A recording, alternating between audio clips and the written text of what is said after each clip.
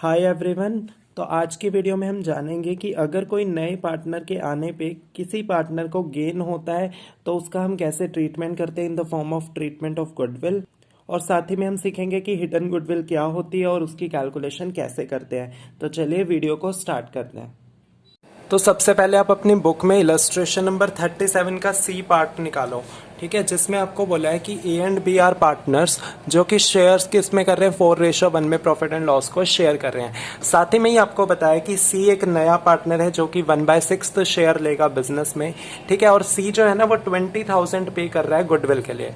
और साथ ही में आपको बोला है कि जो न्यू प्रॉफिट शेयरिंग रेशियो है बिटवीन ए बी सी जिसमें वो फ्यूचर प्रॉफिट्स को शेयर करेंगे वो कितनी है 3:2:1, ठीक है। और आपको बोला है कि आपने जर्नल एंट्री पास करनी है, ठीक है। तो अभी तक जितने भी हमने क्वेश्चंस किए उसमें हमने जर्नल एंट्री पास की थी, बट आपको एक चीज याद रखनी है पेपर में कि आपने हमेशा जर्नल एंट्री जर्नल का बिल्कुल फॉर्मेट बना के उसमें पास करनी है। तो यहाँ मैंने फॉर्मेट बना लिया है, जैसे आपने याद होगा ना +1 में पढ़ा था, date, particular, ledger folio, debit amount and credit amount. तो प्रॉपर आपको ऐसे ही फॉर्मेट बना के उसी में ही एंट्री को पास करना है, ठीक है। तो पिछले जितने क्वेश्चंस थे उसमें भी आपको फॉर्मेट ड्रॉ करना है आप, ठीक है। तो अब आगे जो भी करेंगे तो हम फॉर्मेट ड्रॉ करके करेंगे सो दैट आपको ये याद रहे। अब देखो सबसे फर्स्ट एंट्री क्या होती है कि जो गुडविल के पैसे लाए, कैपिटल का तो यहाँ मेंशन है ही नहीं, तो फर्स्ट एंट्री में कर देता हूँ cash account debit to C's premium for goodwill या टू प्रीमियम फॉर गुडविल, है ना। सिंपल एंट्री गुडविल की हो जाएगी, ठीक है। अब यहाँ डेट मेंशन नहीं है तो मेरे को पता नहीं, तो मैंने खाली छोड़ दिया डेट का column. Being C bring cash for goodwill, ठीक है। अब जो सी है वो कितने रुपए लेके आया 20,000, तो आपने 20,000 से एंट्री पास कर दी है, ठीक है। अब आओ सेकेंड एंट्री पे। अब देखो यहाँ पे इस क्वेश्चन में हम सीखेंगे एक नई चीज कि जब गेनिंग और सेक्रीफाइसिंग रेशियो निकालनी होती है, ठीक है। तो यहाँ पे हम निकालेंगे, सबसे पहले हमें पता है ना कि गुडविल किसमें वो ट्रांसफर होती है सेक्रीफाइसिंग रेशियो में। तो अब हम यहाँ पे निकालेंगे सेक्रीफाइसिंग रेशियो, ठीक है। तो आई होप आपको याद होगा सेक्रीफाइसिंग रेशियो का फॉर्मूला ओल्ड माइनस न्यू, है ना। तो ए और बी का देखो ओल्ड शेयर था 4/5 1/5, न्यू शेयर देखो कितना है 3/6 एंड 2/6। तो इसका एलसीएम लेंगे हम, कितना आ जाएगा 30, 6 4 जा 24, 5 3 जा 15, 6 5 जा 30, 6 1 जा 6, 5 2 जा 10। तो अब देखो एक चीज यहाँ पे निकल के आई कि जो आपका आंसर है ये तो 9/30 बन गया, है ना। और जो ये वाला आंसर है ना वो माइनस में आया। पहली बार ऐसा हुआ है ना कि माइनस में आपका नेगेटिव में आंसर आया। तो हमने पहले वाले चैप्टर्स में पढ़ा था कि नेगेटिव मीन्स गेन हो रहा है इस पार्टनर को, और पॉजिटिव में आंसर आता है तो उसका मतलब होता है सेक्रीफाइस, है ना। और एक चीज और हमने सीखी थी कि जो सेक्रीफाइस करता है और जो गेन करता है तो हम क्या करते थे, गेनिंग टू सेक्रीफाइस एंट्री करते थे, ठीक है। तो यहाँ पे जर्नल एंट्री में चेंज आएगा। अभी तक हम एंट्री करते आते थे premium for goodwill to old partners, है ना, in sacrificing ratio, premium for goodwill account debit, और हम क्या करते थे 2A टू B। बट अब यहाँ पे ध्यान से समझने की बात ये है कि जो B है ना उसको तो C के आने पे कोई नुकसान हुआ ही नहीं, उसको तो फायदा हुआ है C के एडमिशन से। समटाइम ऐसा होता है कि हमारे दो पार्टनर में से एक ही पार्टनर सेक्रीफाइस कर रहा है कि C के आने पे A ने ही सेक्रीफाइस किया, B ने नहीं किया, तो B को क्या कर देंगे हम डेबिट, क्योंकि गेन वाले को हम डेबिट करते थे ना। तो B's कैपिटल अकाउंट यहाँ पे क्या हो जाएगा debit to A's capital account. इसलिए हमारी जर्नल एंट्री ऐसी हुई है, जो गेन होएगा उसको डेबिट कर देना है और सेक्रीफाइस को क्रेडिट, जैसे हम पहले पढ़ते आ रहे थे, सिंपल, ठीक है। और आप यहां लिख दोगे being transfer of premium for goodwill, ठीक है। अच्छा, अब यहाँ पे ध्यान से समझो कि प्रीमियम फॉर गुडविल था 20,000 का, है ना, तो मैंने यहाँ लिख दिया 20,000।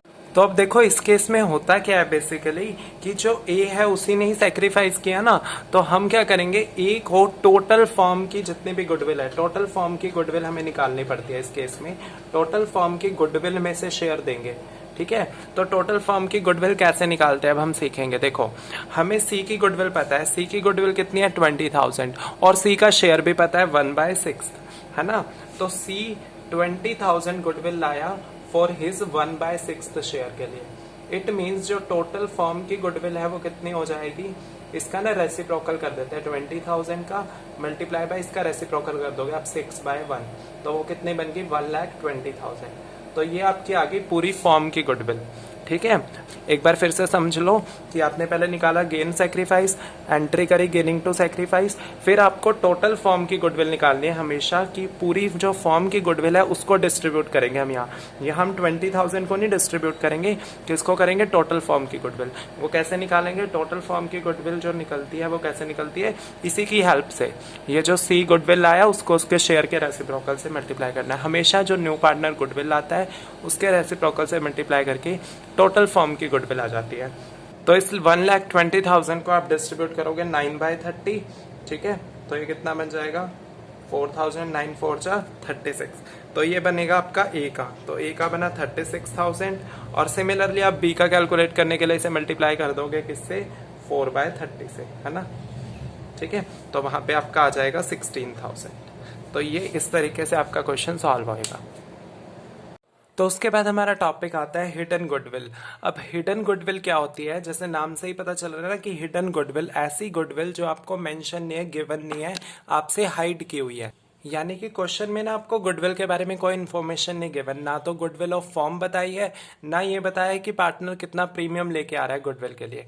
अभी तक हर क्वेश्चन में ये चीज स्पेसिफिकली गिवन होती थी ना कि कितनी प्रीमियम फॉर गुडविल लेके आ रहा है न्यू पार्टनर, या फिर ये गिवन होता था गुडविल ऑफ फॉर्म। अगर फॉर्म दिया होता था तो हम उस पार्टनर के न्यू शेयर से मल्टीप्लाई करके उसकी गुडविल निकाल लेते थे। पर क्या हो अगर आपको ये दोनों इन्फॉर्मेशन ना गिवन हो, ना ही आपको कुछ और इन्फॉर्मेशन दे रखी है गुडविल की, तो इन सच केस हम उसे बोलते हैं कि ये हिडन गुडविल का केस है। ठीक है, तो उस केस में हम क्या करते हैं कि गुडविल को कैसे कैलकुलेट किया जाता है, देखो यहाँ पे, in such case goodwill is calculated on the basis of profit sharing ratio और कैपिटलाइजेशन मेथड। ठीक है, अब कैसे करते हैं हम, उसके लिए यहाँ पे मैंने स्टेप्स लिखे हैं कि आपको 3 स्टेप्स परफॉर्म करने होते हैं जिससे आपकी हिडन गुडविल की कैलकुलेशन होती है। हिडन गुडविल वाला टॉपिक बहुत इंपॉर्टेंट है, एग्जाम में मोस्ट ऑफ द टाइम एक क्वेश्चन हिडन गुडविल से आता ही आता है, तो आपने इसको बहुत अच्छे से समझना है। वहां पे कहीं पे भी मेंशन नहीं होता कि फाइंड आउट गुडविल या कुछ, आपको खुद समझना है कि अगर आपको गुडविल दे नहीं रखी तो ये कौन सा केस है, हिडन गुडविल का। ठीक है, वो अभी हम क्वेश्चंस करेंगे तो आपको पता चल जाएगा। तो देखो कैसे आपको फाइंड आउट करनी होती है हिडन गुडविल। सबसे पहले तो आपको ना असर्टेन करना है कि total combined capital of business, कि जो आपका बिजनेस है उसकी टोटल कैपिटल निकालनी है। वो कैसे निकालते हैं कि जैसे ओल्ड पार्टनर्स दे रखे हैं आपको, उनकी कैपिटल को प्लस कर दो और न्यू पार्टनर की कैपिटल को प्लस कर दो, तो आपकी टोटल कंबाइंड कैपिटल आती है। फॉर एग्जांपल मान लो 3 पार्टनर थे, ए बी और न्यू पार्टनर आया सी। ठीक है, तो हम क्या करेंगे, ए और बी की कैपिटल को प्लस करेंगे और साथ में सी की, तीनों जितने भी हमारे पार्टनर्स हैं उन सब की कैपिटल को क्या कर देना है, प्लस। ठीक है, तो उससे क्या आ जाती है हमारी टोटल कंबाइंड कैपिटल। अब किसी किसी क्वेश्चन में क्या होता है कि आपको ना ओल्ड पार्टनर्स की कैपिटल गिवन नहीं होती, तो उस केस में न्यू पार्टनर की तो हमेशा बताई रखी होती है कि न्यू पार्टनर आया and he bring this much cash for his capital. ठीक है, पर कई बार ओल्ड की नहीं गिवन होती, तो हम उसमें क्या करेंगे, तो अगर ओल्ड पार्टनर्स की आपको कैपिटल नहीं दे रखी तो आपको क्या गिवन होगा क्वेश्चन में, एसेट्स एंड लायबिलिटीज की वैल्यू। तो हमने पढ़ा था ना कि कैपिटल कैसे निकलती है, total assets minus outside liabilities. ठीक है, तो वो आपको क्वेश्चन में मेंशन होएगा। ठीक है, तो उनसे क्या निकल जाएगी आपकी कैपिटल, किसकी, ओल्ड पार्टनर्स की निकलेगी सिर्फ, उससे आपकी ओल्ड पार्टनर्स की कैपिटल निकल जाएगी। न्यू की गिवन होगी उन्हें प्लस कर देना, चाहे तो आपको as it is old partners की कैपिटल गिवन होगी क्वेश्चन में, नहीं गिवन तो एसेट्स और लायबिलिटी दे रखी होगी। ठीक है, हम दोनों ही केसेस पढ़ेंगे, आपको सब समझ आ जाएगा उसके बाद। ठीक है, फिर आपको फाइंड आउट करनी है total capital of new form, new form की कैपिटल निकालनी है। ये तो अभी हमने पिछले क्वेश्चन में ही सीखा है ना कि कैसे हमें निकालनी होती है total capital of new form. जैसे अभी हमने टोटल गुडविल निकाली थी उसी वे से निकालनी है। ठीक है, वो भी मैं सिखाऊंगा, जैसे अभी टोटल गुडविल निकाली थी पिछले क्वेश्चन में, वैसा ही है सेम कंसेप्ट, बस उसमें टोटल कैपिटल निकालनी है। ठीक है, थर्ड स्टेप आता है कि डिटर्मिनेशन ऑफ गुडविल, की गुडविल ऑफ फॉर्म कैसे निकलेगी। आपने स्टेप 2 में से स्टेप 1 माइनस करना है, यानी ये जो अमाउंट आएगी इसका आंसर, उसमें से ये फर्स्ट वाले का आंसर को माइनस करोगे तो उससे आपकी गुडविल की वैल्यू आ जाएगी। ठीक है, तो अब हम न्यूमेरिकली इस कंसेप्ट को समझने की कोशिश करते हैं। तो अब आप अपनी बुक में बैक एक्सरसाइज का क्वेश्चन नंबर 38 निकालो, जिसमें आपको बोला है कि A and B are partners जिनकी कैपिटल है 15,000 ईच, यानी ए की भी कैपिटल 15,000 है, बी की भी 15,000 है। सी एक नया पार्टनर आ रहा है जो 1/4 शेयर लेगा प्रॉफिट्स में, और सी भी कितनी कैपिटल है 15,000। अब देखो इस क्वेश्चन में कहीं पे भी मेंशन नहीं है कि आपको हिडन गुडविल है, आपको खुद समझना है कि ये हिडन गुडविल का केस है। आपको सिंपल बोला है कि आपने जर्नल एंट्री पास करनी है। तो देखो हम स्टार्ट करते हैं, सबसे पहले गुडविल को निकालेंगे, क्योंकि गुडविल के बारे में इंफॉर्मेशन नहीं गिवन तो हमें फाइंड आउट करनी पड़ेगी। ठीक है, अब कैसे फाइंड करेंगे, देखो सबसे पहला हमारा स्टेप था कैलकुलेट टोटल कैपिटल, है ना। तो उसमें मैंने सिखाया था कि आपने क्या करना होता है, जितने भी हमारे ओल्ड पार्टनर्स हैं, ओल्ड कैपिटल मतलब ओल्ड पार्टनर्स की capital plus new capital, new partners की कैपिटल को प्लस कर देना है। ठीक है, तो ओल्ड कैपिटल हमारी थी 15,000 ए की, 15,000 बी की, और इस बार तो सी की भी 15,000 है, तीनों की कैपिटल सेम ही है। तो कितना टोटल बन गया 45,000। ये आ गई हमारी टोटल कैपिटल। ठीक है, सेकंड हमारा केस बनता था कि हमें क्या फाइंड आउट करना होता है, total capital of new form, total capital of new form निकालनी है। अब ये एक चीज देखो कैसे निकालते हैं, न्यू फॉर्म की कैपिटल कैसे निकलेगी, जैसे न्यू फॉर्म की हमने गुडविल निकाली थी। आपने देखना है न्यू फॉर्म की कैपिटल निकालने के लिए ना, कि जो नया पार्टनर आया है वो कितनी कैपिटल लाया, सिंपल और उसका शेयर। तो वो 15,000 कैपिटल लेके आया ना, और उसके शेयर के रेसिप्रोकल से मल्टीप्लाई करना है। वहां पे भी हमने रेसिप्रोकल से ही किया था ना, तो ऐसे ही यहाँ पे भी रेसिप्रोकल से करोगे तो ये बन जाएगा 60,000, है ना। तो इससे हमारी निकलती है टोटल कैपिटल।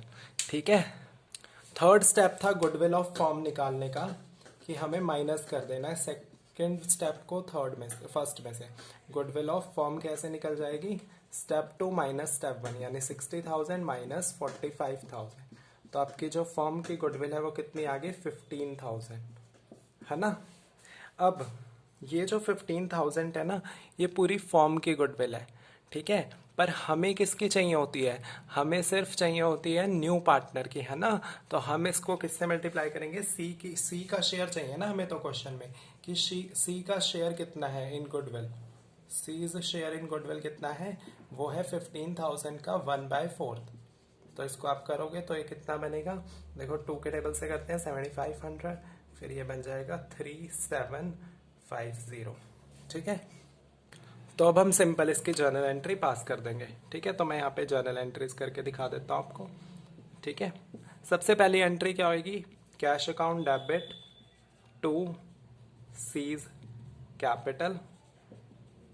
ठीक है, तो यहाँ पे अमाउंट आएगी 15,000, कैपिटल लाया ना सी। अब यहाँ पे मैंने प्रीमियम फॉर गुडविल क्यों नहीं लिखा, क्योंकि वो पैसे लाया नहीं उसके, क्योंकि कहीं मेंशन नहीं था गुडविल के बारे में।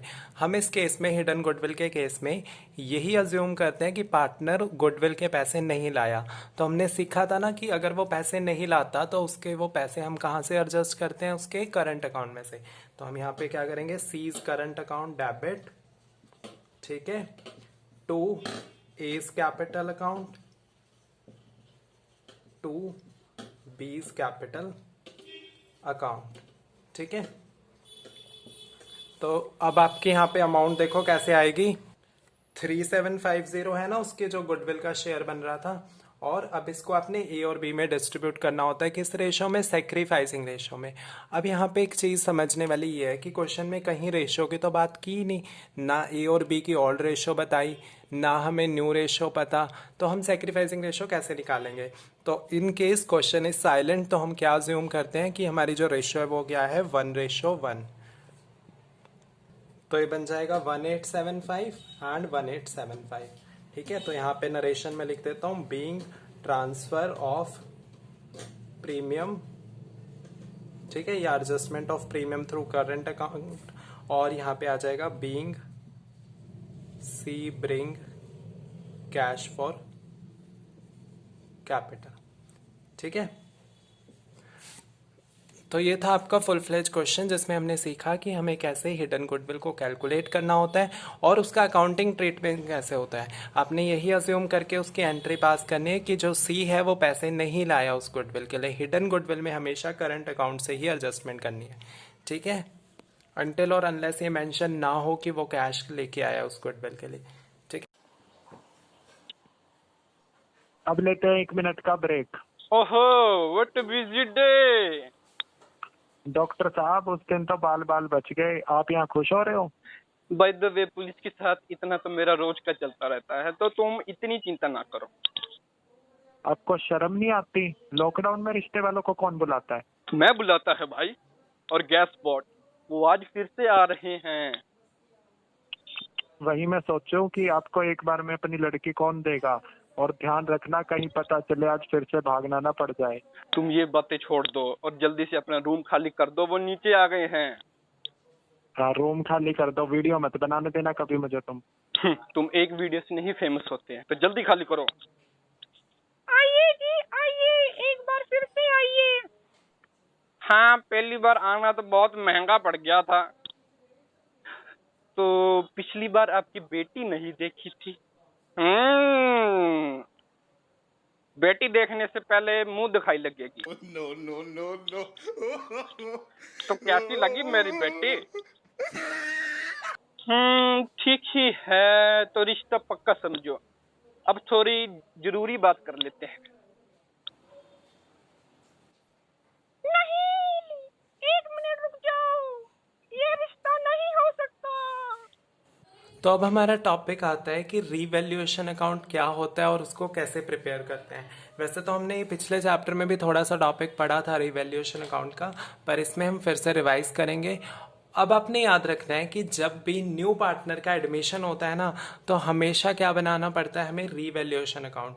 रीवैल्यूएशन अकाउंट क्यों बनाते हैं, ये चेक करने के लिए कि जो हमारे एसेट्स और लायबिलिटी की रीवैल्यू हुई है, जो वैल्यूएशन हुई है, उससे प्रॉफिट हुआ है या लॉस हुआ है। अगर हमें प्रॉफिट होता है तो हम वो ओल्ड पार्टनर्स में डिवाइड कर देते हैं इन द ओल्ड रेशो, और अगर लॉस हुआ है वो भी ओल्ड पार्टनर में डिस्ट्रीब्यूट कर देंगे ओल्ड रेशो में। ठीक है। तो अब आप जितने भी क्वेश्चंस करोगे उसमें आपको बोला होगा कि आपने रिवैल्यूएशन अकाउंट प्रिपेयर करना है, कैपिटल अकाउंट भी प्रिपेयर करना है और साथ में बैलेंस शीट। तो स्टेप 1 में सीखते हैं हम रिवैल्यूएशन अकाउंट कैसे बनाते हैं। ठीक है। तो रिवैल्यूएशन अकाउंट का फॉर्मेट मैंने यहाँ बना दिया। डेबिट साइड ये वाली है, क्रेडिट साइड ये वाली है। तो यहाँ पे आएगा पर्टिकुलर अमाउंट। ठीक है। अब यहाँ पे देखो कि जो डेबिट साइड है उसमें आपने क्या रिकॉर्ड करना होता है। टू एसेट्स, मैंने डिक्रीज में एरो क्यों लगाया कि अगर हमारे एसेट्स की वैल्यू कम होएगी ना, तो आपने उसको कहाँ रिकॉर्ड करना है, डेबिट साइड में। और अगर हमारे एसेट्स की वैल्यू ज्यादा होएगी तो उसको कहाँ लिखना है, क्रेडिट साइड में। ठीक है। जैसे फॉर एग्जाम्पल मान लो प्लांट एंड मशीनरी डेप्रिशिएट हुई है, तो डेप्रिसिएशन से वैल्यू कम हो जाती है, तो उसको हम यहाँ रिकॉर्ड करेंगे, क्योंकि प्लांट एंड मशीनरी हमारा एसेट है, एसेट की वैल्यू कम हुई तो यहाँ रिकॉर्ड होगी। ठीक है। और अगर आपकी लैंड की वैल्यू 20,000 से इंक्रीज हो गई तो वो आप कहाँ लिखोगे, क्रेडिट साइड में। ठीक है। सिमिलरली अगर आपकी कोई भी लाइबिलिटी है वो इंक्रीज हो जाती है तो आपने कहाँ लिखना है, डेबिट साइड में। डिक्रीज हो जाती है तो कहाँ लिखना है, क्रेडिट साइड में। ठीक है। आप एक साइड का याद रख लो, दूसरी साइड तो अपोजिट ट्रीटमेंट है। उसके बाद आप उसको असेस करोगे कि आपका प्रॉफिट हुआ है या लॉस हुआ है। अगर प्रॉफिट होएगा तो वो डेबिट साइड में रिकॉर्ड होएगा, और यहाँ पे ओल्ड पार्टनर में, ओल्ड रेशियो में हमने उसको डिस्ट्रीब्यूट कर देना है। ठीक है। ओल्ड रेशियो में, ओल्ड पार्टनर्स में, और लॉस भी ओल्ड पार्टनर में, ओल्ड रेशियो में डिस्ट्रीब्यूट हो जाएगा। ठीक है। तो अब यहाँ पे मैं बताता हूँ आपको अकाउंटिंग ट्रीटमेंट। सबसे पहला तो हमने पढ़ ही लिया एसेट्स और लायबिलिटी को रीवैल्यू कैसे करते हैं। अगर एसेट्स की वैल्यू डिक्रीज हुई है तो डेबिट साइड, इंक्रीज हुई है तो क्रेडिट साइड। लायबिलिटीज की वैल्यू इंक्रीज हुई है तो डेबिट साइड, डिक्रीज हुई है तो लायबिलिटी साइड। बच्चे इस तरीके से भी याद कर लेते हैं कि डेबिट साइड पे जो भी अच्छी चीज़ है वो हमने कहाँ पे रिकॉर्ड करनी है, क्रेडिट साइड पे, और जो बेकार चीज़ है वो हमने डेबिट साइड पे लिखनी है। जैसे आप देखो बिजनेस पॉइंट ऑफ व्यू से, अगर हमारे एसेट्स की वैल्यू कम हो रही है तो नुकसान है ना, और लायबिलिटी की वैल्यू बढ़ रही है तो वो कहाँ लिखना है, डेबिट साइड में। ठीक है। और जो हमें फायदा हो रहा है वो कहाँ लिखना है, क्रेडिट साइड में। बट प्रॉफिट कहाँ आएगा, डेबिट साइड में। लॉस कहाँ आएगा, क्रेडिट साइड में। ठीक है। तो इस तरीके से आप इसे याद कर सकते हो। उसके बाद सेकंड पॉइंट आता है for unrecorded assets and liability. कुछ ऐसे एसेट्स हैं जो हमने रिकॉर्ड नहीं किए, अनरिकॉर्डेड यानी कि उनको अभी रिकॉर्ड नहीं किया गया बिजनेस में। ठीक है। तो अनरिकॉर्डेड एसेट से क्या होएगा, आप खुद सोचो कि एक कंप्यूटर था जो मेरे पास है तो बिजनेस में, बट मैंने उसे रिकॉर्ड नहीं किया, तो उससे क्या हुआ, मेरा एसेट्स बढ़ गए ना एक तरीके से देखा जाए। पहले मेरे बुक्स में तो था ही नहीं वो, अभी मुझे इस साल पता चला कि मेरे पास ये कंप्यूटर और मैंने तो इसको रिकॉर्ड ही नहीं किया हुआ, तो वो इस साइड रिकॉर्ड होएगा। अनरिकॉर्डेड एसेट्स हमेशा इंक्रीज हो गए तो वो क्रेडिट साइड में आते हैं। अनरिकॉर्डेड लाइबिलिटी किस साइड आएगी, सोचो। कोई ऐसी लाइबिलिटी है जो आपकी बिजनेस की लाइबिलिटी तो है पर आपने उसे बुक्स में रिकॉर्ड नहीं कर रखा, ठीक है, तो वो यहाँ पे रिकॉर्ड की जाएगी। ठीक है, कई बार बाय मिस्टेक हम भूल जाते हैं किसी एसेट्स और लाइबिलिटी को रिकॉर्ड करना पिछले सालों में, तो उसको जब हम रिकॉर्ड करेंगे तो आपने देखना है अनरिकॉर्डेड एसेट्स हमेशा कहाँ आते हैं, क्रेडिट साइड में, अनरिकॉर्डेड लाइबिलिटीज कहाँ आती है, हमेशा डेबिट साइड में। ठीक है, लास्ट में निकलता है प्रॉफिट एंड लॉस, और मैंने बता दिया प्रॉफिट डेबिट साइड में आएगा, लॉस क्रेडिट साइड में, ओल्ड पार्टनर्स के बीच में ओल्ड रेशियो में वो डिस्ट्रीब्यूट हो जाएगा। ठीक है, तो ये पूरा फॉर्मेट था आपका रीवैल्यूएशन अकाउंट का। तो अब मैं आपको कुछ जर्नल एंट्री सिखा रहा हूँ जो आपको याद रखनी है रीवैल्यूएशन से रिलेटेड, या फिर बच्चे इसको समझ के भी कर लेते हैं, आप सोच के भी माइंड में कर सकते हो। देखो, for increase in the value of assets, assets की वैल्यू इंक्रीज हुई है तो वो किस साइड पे रिकॉर्ड होगी, क्रेडिट साइड में ना, रीवैल्यूएशन के। तो आपने जर्नल एंट्री में रीवैल्यूएशन को भी क्या करना है, क्रेडिट। तो एंट्री क्या हो जाएगी, assets account debit to revaluation account. जिस साइड पे हम रिकॉर्ड करते हैं ना रीवैल्यूएशन अकाउंट में उस चीज को, उसको आपने वहीं पे जर्नल एंट्री में क्रेडिट करना है। तो यहाँ पे मैं लिख देता हूँ रीवैल्यूएशन अकाउंट की क्रेडिट साइड पे रिकॉर्ड होनी थी, इसलिए रीवैल्यूएशन अकाउंट क्रेडिट हुआ है। तो आप ऐसे सोच के भी कर सकते हो। ठीक है, सेकंड आता है for decrease in the value of assets, assets की वैल्यू डिक्रीज होगी तो रिवर्स एंट्री हो जाएगी, रीवैल्यूएशन अकाउंट डेबिट हो जाएगा और क्रेडिट में क्या आ जाएगा, एसेट। ठीक है, उसके बाद आता है increase in the value of liability. अब सोचो लाइबिलिटी की वैल्यू इंक्रीज हुई है तो वो किस साइड रिकॉर्ड करते हैं हम, डेबिट साइड। तो इसलिए क्या एंट्री होगी, revaluation account debit to liability. ठीक है, उसके बाद अगर वैल्यू डिक्रीज हुई है तो इसकी रिवर्स एंट्री हो जाएगी, liability account debit to revaluation account. ठीक है, तो ये पहली 4 एंट्रीज थी जो आपने याद करनी है, बाकी की एंट्री भी अभी मैं आपको कराता हूं, पहले आप इनको एक बार नोट कर लो और आपने इन्हें अच्छे से फिर याद कर लेना है।